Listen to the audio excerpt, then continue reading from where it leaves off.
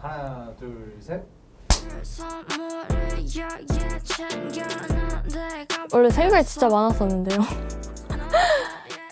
무섭다 여기. 그래도 정말 복잡한 내부적인 이슈가 있었는데 뭐 언젠가 말할 기회가 생기지 않을까.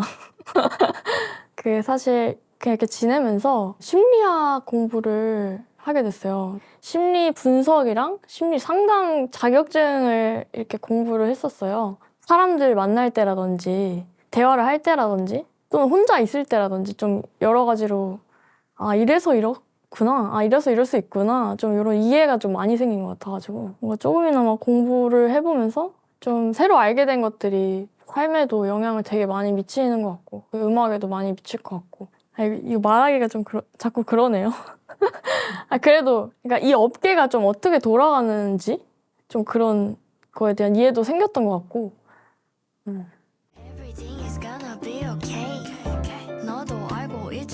저의 뭔가 인생의 전환점 같은 앨범인 것 같아요. 가장 힘든 시기에 작업을 하기도 했고 진짜 오랜만에 음악에 집중을 했던 것 같기도 하고 음악을 하면서 들어왔던 많은 음악들과 제가 살아가는 거에 대한 가사를 쓰는 데 있어서 좀 많이 합쳐진 앨범이 아닐까? 되게 배운 게 많았어요. 같이 작업을 해왔던 아티스트들하고 어떻게 작업을 하는지, 어떤 생각을 하면서 작업을 하는지, 어떤 환경을 만들어 놓고 하는지 이런 것들을 제가 주변에서 보면서 진짜 대단한 사람들이 많구나. 그러면서 조금 저도 도움을 많이 받았고 작업 환경도 아예 달라졌고요. 장비도 달라졌고요. 믹스라든지 어떤 사운드적인 이해도 많이 달라지게 되면서 차이가 정말 많이 나지 않을까? 스스로 부족했다고 느끼는 부분은 뭐였어요? 그 전에? 노래를 조금 더 잘 부를 수 있는데 그 욕심을 좀 극단적으로 내려놨던 것 같거든요. 제가 음악을 시작하면서. 왜냐면 또 이제 실용음악을 하다 보니까 실용음악학과라는 모든 학과 그렇진 않지만 조금 노래를 진짜 잘해야 돼요. 그러니까 너무 경쟁을 또 해야 되는 그런 시스템이기 때문에 노래를 잘해야 되는데 사실 그 과정까지는 카피가 많거든요. 멋진 가수의 그 노래 소리라든지 발음이라든지 리듬이라든지 이런 거를 카피를 하는 과정인데 이게 사실 영원할 수 없잖아요. 제 음악을 제가 해야 되고 그래서 제가 고민을 그거에 대해서 많이 하다 보니까 일단 노래를 잘하는 거에 대해서 그 잘해야 된다라는 거에 대해서 이제 생각을 좀 내려놓자라고 다짐을 조금 하지 않았었나. 민호이라는 아티스트를 얘기할 때 사람들이 보통 이지 리스닝이라는 어. 단어를 되게 많이 쓰죠. 저는 이지 리스닝을 너무 또 좋아하거든요. 이게 또 가만히 그냥 마음을 비우고 들으면 진짜 아름답거든요. 이지 리스닝이. 제 기준에 좀 그런데 괜히 약간 낮게 보는 사람들도 있잖아요. 이지 리스닝.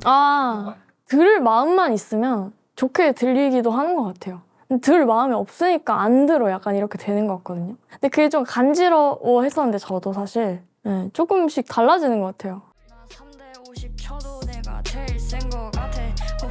이제 상대적으로 랩은 어떤 멜로디나 가사에 대한 그 제한이 조금 덜 하다고 생각이 들거든요. 그래서 모든 곡이 그렇진 않지만 또 랩힙합이라는 장르가 어떤 화나 약간 분노 이런 데서 파생된 장르라고 생각을 하는데 제가 또 이렇게 정규 앨범을 조금 빠른 시간 안에 작업을 하는 데 있어서는 랩힙합이라는 장르가 좀 필요했던 것 같아요. 문화에 대한 거를 이해를 하고서 작업을 해야 된다고 생각을 했거든요. 근데 이제 이런 막 랩힙합인데 여기다가 막 마냥 그냥 딴소리 할 순 없잖아요. 그렇기 때문에 그런 감정적인 요소가 필요했던 것 같아요. 힙합 기반 회사에 계시다 보니까 래퍼다 이렇게 얘기하는 쪽도 있어요, 사실. 저는 래퍼 싱어다. 왜냐면은 또 그런 얘기들이 저도 사실 난 래퍼가 아닌데? 라고 생각할 때도 있었는데 제가 우리 집 고양이 추루를 좋아해 라는 곡을 냈고 또 그게 또 래퍼다.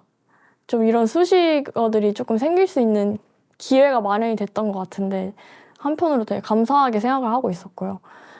어쨌든 이번에 여러모로 해서 랩힙합 장르의 이제 앨범을 내다 보니까 래퍼도 래퍼고 싱어도 싱어다. 제가 확실한 거는 요리조리라는 프로그램을 하면서 사실 음악에 좀 집중할 수 있는 시간이 많지 않았던 것 같아요. 그 프로그램을 너무 좋은 프로그램이었잖아요. 그래서 그걸 하면서 작업한 것들이 나오다 보니까 조금 더 사랑스럽고 귀여운 포인트들이 좀 많이 들어갔던 것 같은데 지금까지는 한 2대 8이었던 것 같아요. 요리조리라는 컨텐츠를 하면서 좋은 기회를 만날 수 있었던 그게 이제 8이고 제가 작업에 좀 집중할 수 있었던 시간은 한 2 정도 됐던 것 같아요. 예능이 되게 많은 거잖아요. 그죠. 그러면.